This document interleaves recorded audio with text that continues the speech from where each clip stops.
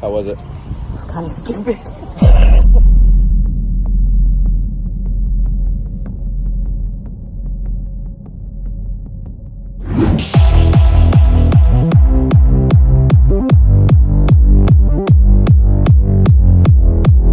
I did Pilates for 43 days. Here's what happened. I don't know what Pilates really does to your body. I think it's strength. It doesn't make you lose weight. It doesn't grow your glutes. I think it's more of like a core thing. You need to know what Pilates does to your body long term. It's not even like the thing anymore. Now there's, what is it called?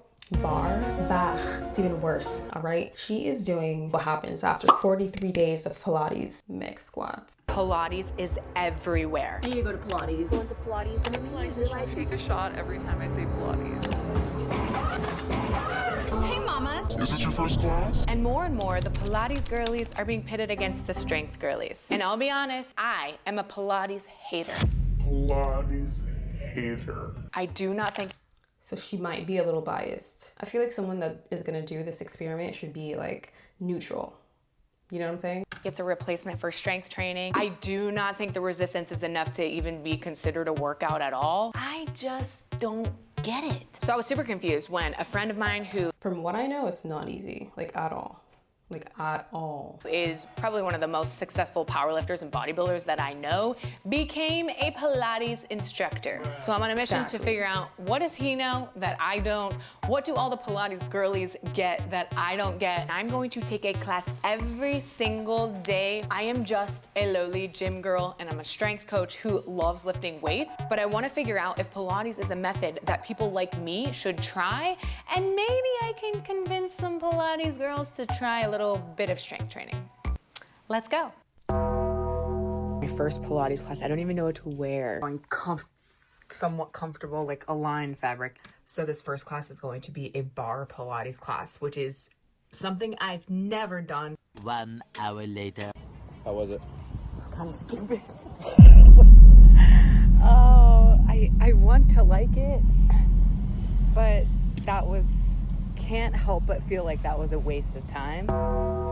Day one was a flop, but I'm not losing hope. I need a game plan and I need some guidance. Today, I signed up for one-on-one private instruction. They are pricey, but I signed up for more so that I can get eyeballs on me and only me more regularly. So I'm getting coached well and I know that I'm doing the right things. I cannot afford to do one-on-one every single session. So my next mission is to find out where else can I take some cheaper classes. Absolutely no surprise that I liked the most expensive option way more than the group class yesterday.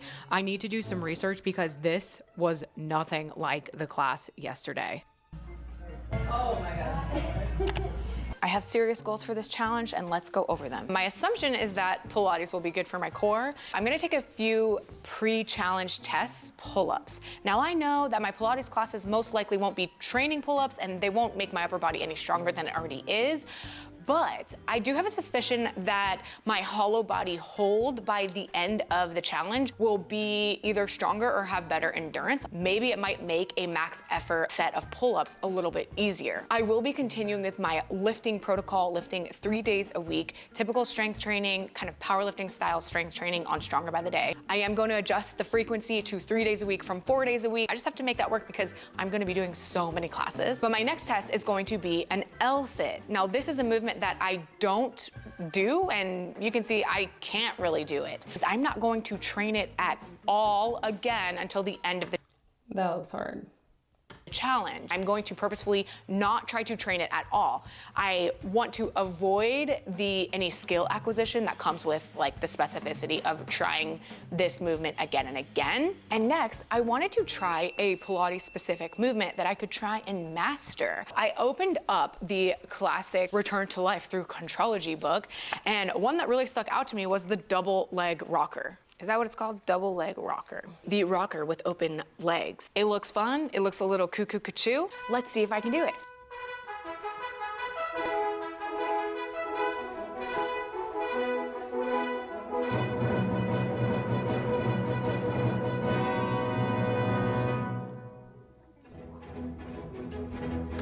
That's the type of stuff I do on the couch.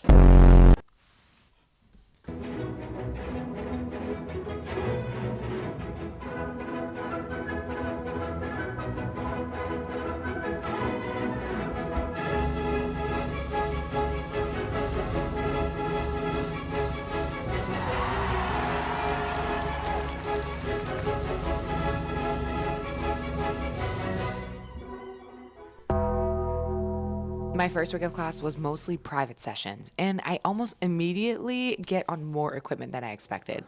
So we all know the reformer, but I also use the Matten Tower, the Wonder Chair, and the ladder barrel. The apparatuses and movements that I'm working on this first week are more classic, meaning that they're pretty close to what the creator of Pilates. That thing she's on, it makes me think of medieval workouts. They look very tough and rough is what it's giving. Everything she's doing though looks hard. Every single thing. Like none of it, like I don't know why people think it's easy. None of this looks easy. Aside from that one thing she did with her leg that I said that I do on my couch, that I do that all the time. Pilates, Joseph Pilates, originally taught and intended the practice to be.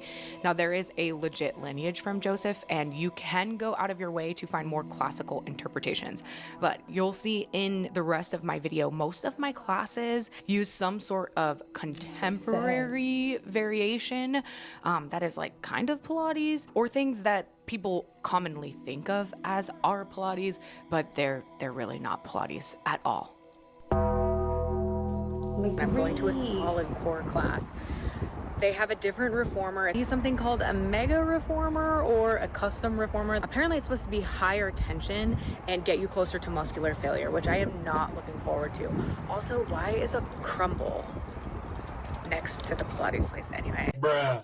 That was so hard. This shit was hard. Does hard mean good? I have to figure out more about like what my goals really are, but it was kind of fun. It was kind of fun, and I really did feel like I was working hard at something. Inserting this clip here to talk about the open leg, double leg rocker. I sent it to my friend Ryan after attempting it multiple times. And from what I understand, the original 34 exercises are really meant to build off of one another. And the open leg rocker is a level 3 exercise. So I don't think that by the end of this challenge, I'm going to be able to successfully complete it. I also don't think the open leg rocker is like as iconic. So instead, I had an instructor suggest the teaser.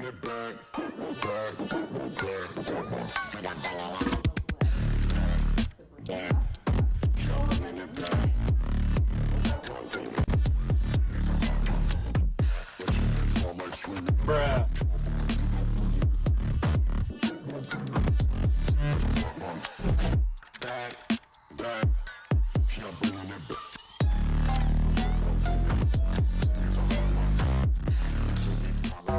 When I'm not training Pilates in this challenge, I'm using my training app Stronger by the Day. Then this is the app you need. Science-backed programming that's easy to follow. And little mid-challenge update, I am about 20 classes through. And I will say, by class 12, I was kind of like, okay, I get it. I am getting it. I think a lot of gym girls think when they try one Pilates class is they think that it's too easy. There have been moments and movements in every single class where I think, oh my God, this is extremely hard. I have the shakes. I'm close to failure. I need a break. Every single class I have experienced that. But in a lot of these contemporary classes where you're working on the reformer, you're doing movements that you would see on a gym floor. Squats, lunges, calf raises, chest flies, front raises, bicep curls, glute bridges. And it usually takes 50 minutes to an hour. For me personally, if I am doing a lunge or a squat, I am doing it to build strength and muscle in my legs. The resistance applied in Pilates is not enough for me to build strength. Even if I'm keeping tension the entire time, even when I'm going slow and controlled, if I wanted to train lunges and squats, I would not ever do it on a reformer. I would go on the gym floor. I would load up enough resistance so that I can continue to make progress and get it done in half the time. Which brings me to one of my takeaways. If you haven't guessed, I don't like contemporary Pilates. The farther it's removed from the classical, the less core work I get. And I think for gym people like me, the most attractive thing about Pilates is the focus on core. And that even leads into my next takeaway, which I don't even think Pilates should be considered as a workout at all. I love this comment from an instructor. I don't think that all instructors would agree with the statement that Pilates isn't and shouldn't be considered. People who consider Pilates a workout usually get disappointed. It's more of a practice and has a totally different purpose outcome than any other workout you would do. At this point, it's a lifestyle. At this point. A workout, that is currently how I feel, and that has confirmed some of the reasons why I never liked it in the first place. There are 6 core principles of Pilates. You have centering, concentration, control, precision, breath, and flow.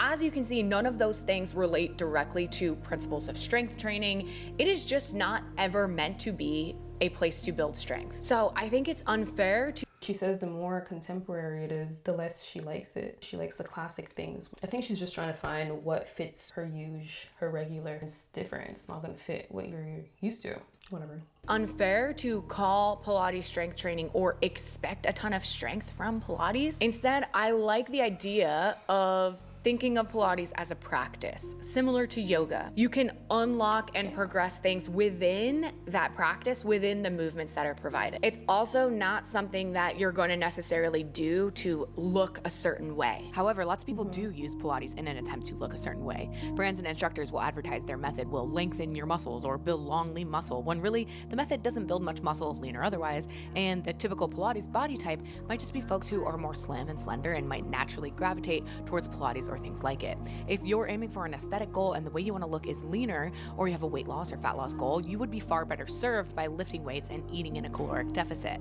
I personally love the look of muscle on my body, and I like growing my muscles. I feel like I look more feminine, and I love being capable of lifting heavy shit overhead and the power that comes with knowing I can just handle myself. If you really wanted to prevent muscle growth while still being active, Pilates could be a way to do it, but you're really not ticking off any of the physical activity guidelines. The resistance that you see in Pilates classes has a pretty low ceiling, where if you are completely untrained, yes, you will build strength, but once you get to that ceiling, there's really not much more adding to improve that strength further. With that, you can get better at the practice. You can get stronger within the practice and get more control. The people that do Pilates, I don't think they just want strength. I think they want their whole body to look a certain way. She's saying it as if you were only looking for strength. If I were to sign up for Pilates, it's not only strength that I would be searching for. The way she's saying it, it's like as if it's pointless.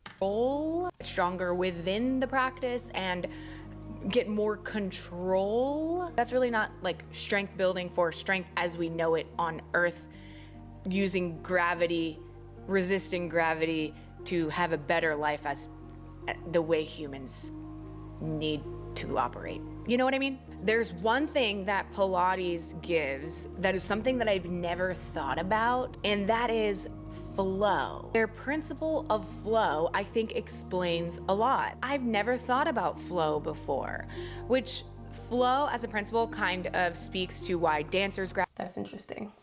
I like that. Gravitate towards Pilates. It's very graceful, it's dance-like, you transition smoothly and with control and precision like ballet. It can be fun to focus on making movement look a certain way or making it look pretty. When it comes to physical activity guidelines, I think that can be distracting, but is it fun? Yeah, it can be fun, it can be enjoyable, and it can kind of I don't know, make you feel pretty like a pretty ballerina. Okay, I'm gonna show you guys the Pilates shakes. If you go to solid core, you are definitely going to experience the shakes. Muscular failure, basically, in the entire class. So I'm going to demonstrate what it looks like. Point down. I'll also show you guys my teaser progress. I'm almost done with the challenge.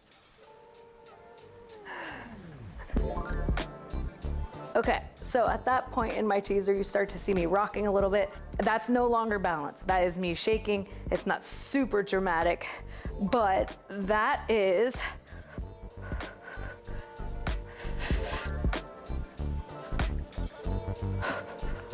oh, teaser, can you do it?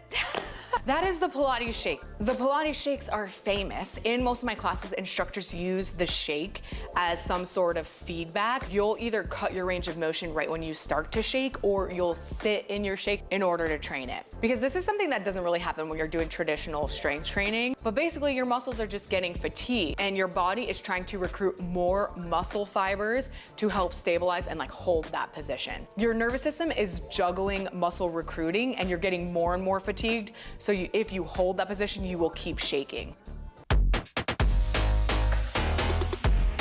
shaking is because you're also developing strength. Like if you keep doing it, you're just not gonna shake. Just your body's gonna build that strength to not have you shake. The way she said it, it just makes me feel like it does nothing for you aside from looking pretty, which is enough for me.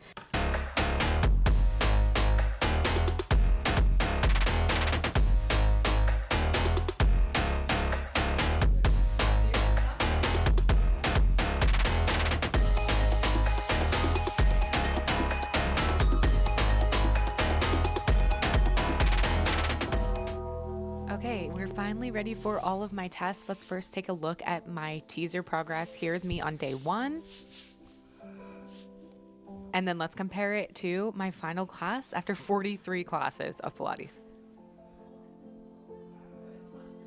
And I am proud of my improvement. It's clear my core has gotten stronger and I'm able to control my way up and down into the pose while still leaving a lot of room to improve.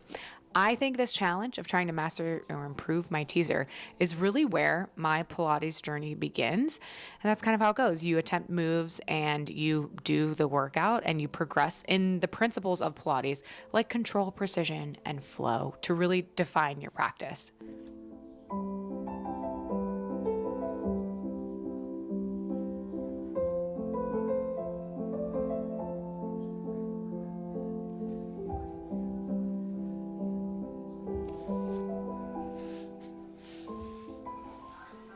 Ready to see if this has any carryover to movements that I care about more regularly.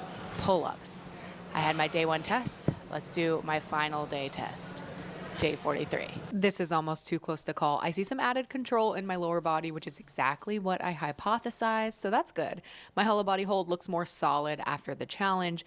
Is it worth 43 hours of Pilates for that extra control? No. That carryover is... There's actually a huge difference in her lower body. She said it's just a little bit, but I see a big difference. She should continue. This is good. Like, this is really good. Minimal. I'm actually even surprised my pull-up strength is at the same spot, because the many hours of Pilates classes has come at a cost to my regular training. I just don't have enough time to do it all. But the L-sit is much more promising. This has been something I've never really been able to do, hence my complete and utter failure on day 1. But now this is way easy. I am quaking and shaking, yes, in my upper body, but I do feel like I'm able to control my L-sit hold. So excited to see this, I guess. I think that's good. That has to be good, right? Right? That has to be impressive. What if I could...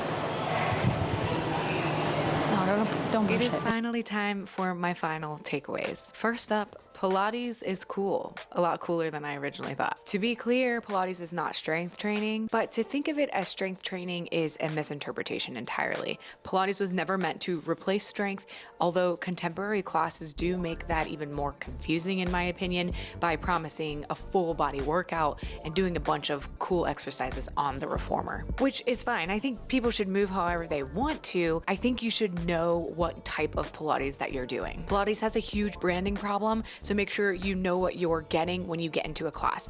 My recommendation is to try something that is like more classical first if you're just exploring, or even some of the original 34 exercises from Joseph Pilates that you can try at home. Most asked question in this series is, should gym people add Pilates in for extra core strength? And I think if your ultimate goal is to add more core strength, there are much more efficient ways to do that than investing a lot of time and a lot of money into a bunch of Pilates classes. Instead, I would do Pilates And outfits.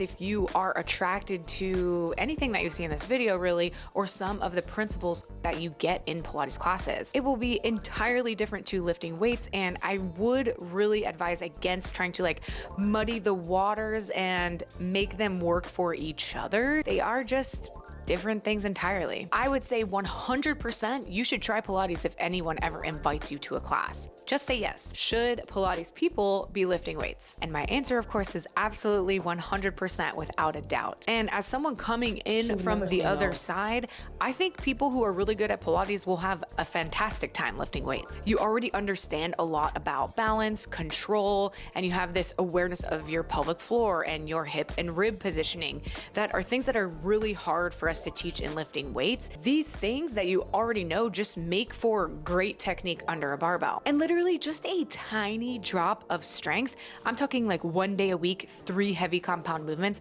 would make a difference in your Pilates practice and in your bone density score. So thank you guys so much for watching this video. I put in so many hours in this one. So if you could subscribe to my channel if you're not already. My goal is to get to 700,000 subscribers. W video. Yeah, we're starting ASAP. Starting tomorrow. But I have my yoga mat, my closet. It's been waiting to get used again. So we're starting ASAP. I want to get that Pilates body. I want to get that Legree body. I want to get that bar body back. That just motivated me to do something. Yeah, anyways, it was a good video, W video. It's good to like know you could waste a lot of time and energy and money to just doing random stuff for your body that you don't need to be doing. So if you're into Pilates, I'm sure this was like a good, you know, little info and advice for you and stuff like that, because I feel like there's so much stuff that is not out in the public if you don't look for it. I mean, if you don't search it out. Yeah, it was a good video. I learned a little bit. I still want to try Pilates, not the one on the floor at home. I feel like that's not really fun. Like I like the ones in the medieval machine thing. Yeah, I want to try that. It looks fun.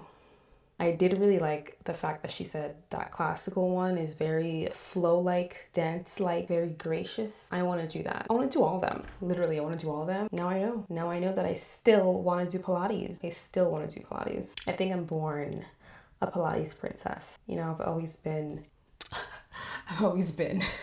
a part of that community. Even strength training, I want to do that too, as long as I don't get buff. I don't need, oh, all right. I don't need that. Okay, gonna go now. W video, and I'll see you guys next time.